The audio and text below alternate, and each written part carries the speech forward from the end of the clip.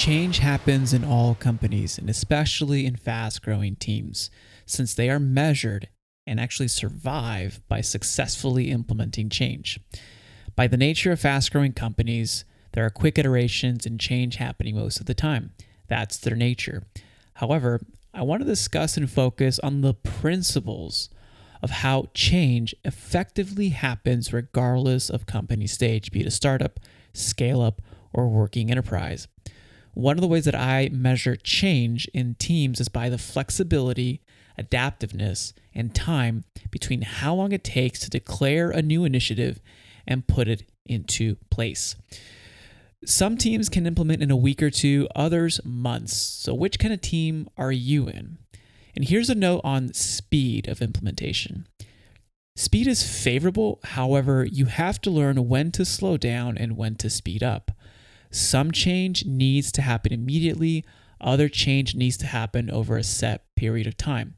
Regardless of the initiative or change happening, it is still important to understand at what speed your team can implement, since that will give you proper planning protocols in order to really see your initiatives and strategies through.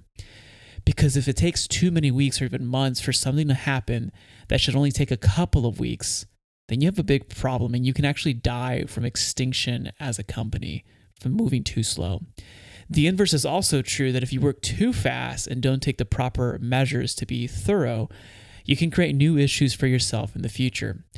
Regardless, I believe teams must have the capacity to adapt not only to survive, but to thrive. Thriving teams allow for greater work to be done, more productivity, and more impact. In principle, there are 3 ingredients that are necessary to implement any change in any team.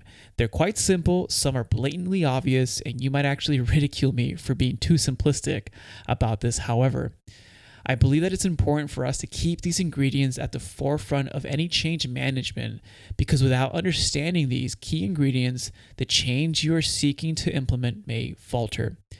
The 3 major ingredients are pigheaded discipline, tight communication, and time. One of my book mentors, Chet Holmes, uses the term pigheaded discipline, and I love it for several reasons, since it captures the idea that you have to be focused on an objective and key outcome and don't overthink it and execute with all you've got. It isn't to call anyone pig-headed or be insulting, but it's another way of saying, in a very, maybe knucklehead way, keep the main thing the main thing.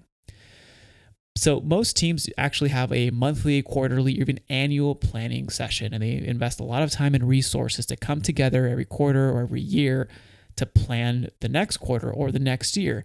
And if you do your job right at those meetings, at those sessions, if you do the heavy lifting there and decide where you're going to go, what change needs to happen, what new initiatives need to be put into place, what strategies do we need, what resources can we deploy, who do we need to get involved, what is our capacity for this?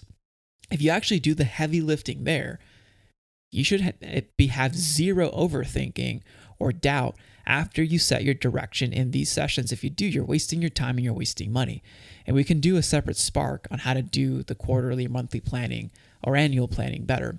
But the whole goal is, if you're actually doing that and planning as a team, then really when it comes to execution, you just got to execute.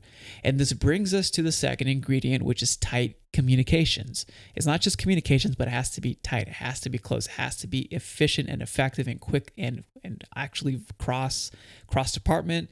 And it can't be in silos, because you will make micro adjustments and tweak to your master plan as you create it and put it into the world.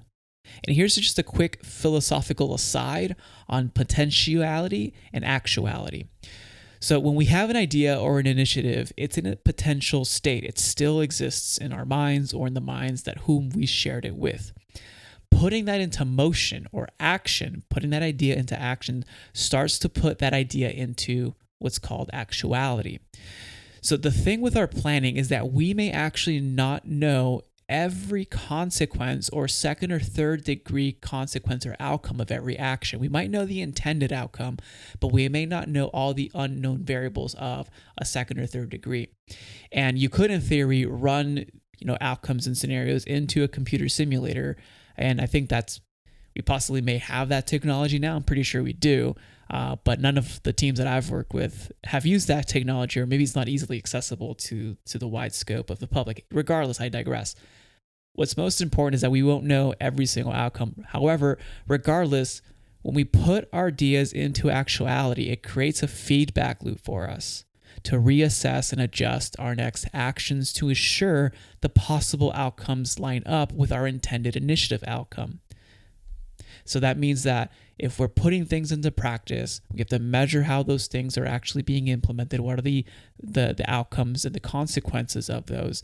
And then using that feedback loop to identify what are the next potential outcomes, and are these outcomes in line with what we intended for our initial strategy. And the key with feedback loops is that they can't happen in silos. They have to be communicated inter-team and across team. And we talked about that earlier, because the goal as a team is to work as one organism in unison, moving forward with the same intended outcome versus being pulled in multiple directions and distractions. Communication with discipline can transform teams, but the inverse is also true. Communication without discipline can destroy teams. Some of this discipline requires self-discipline to make sure that you're not always bogged down to the day-to-day, and making sure that your calendar isn't always filled with pre-scheduled meetings or appointments. You got to make time for yourself, got to make time to think, and ensuring that you are self-organized on the most important actions that you need to take every single day, and that your team knows exactly what they need to take every single day or do every single day, in addition to the communication channels where you get to share and express and strategize and solve problems together. To learn more about the self-organization and how to lead more effectively through clarity of mind, I have a couple of resources, blog posts, and podcasts around that I'll link in the show notes. And we can also do a separate blog post and podcast around team discipline and making sure that you have cross communications, openness around that. So that's the second ingredient.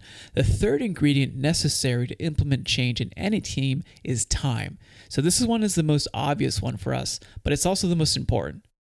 We have to keep it in the forefront of our minds. Whatever change you're trying to make, it will take time. But here's the key. We have to remain constant and consistent over time. Consistency is what separates the average from the exceptional. For example, imagine your favorite sports team playing every single game as if it was a postseason game. Here's the hard facts about time. Every day counts. There are zero guarantees that tomorrow will be like today. And today is the only today that we actually have. Keeping a high level of consistency will allow you to maintain high levels of output and execution, not because you're doing more, but because you're doing what you set out to do, even when you and your team don't feel like it, when others have given up and quit, maybe your competition. And over that period of time, once you're completed, once you go through it, it will look and feel as if you've done a lot, when in reality, it's actually the small daily implementations that are added up. To do this, however, this takes strong leadership, high levels of emotional intelligence, empathy, and an amazing team culture. It will also require for us to take into account our humanity, our brokenness, and our weakness. But going deeper to search in the core of every person, especially yourself and of your team, that you can strive to deliver everything that you're capable of. And when you come together as a team, we can make a larger impact in our work, in our field, and in the world. And that's why I believe these are the three ingredients necessary to implement real change: pig-headed discipline, tight communication, and time. So I'll leave you with this final question. What change are you striving to make?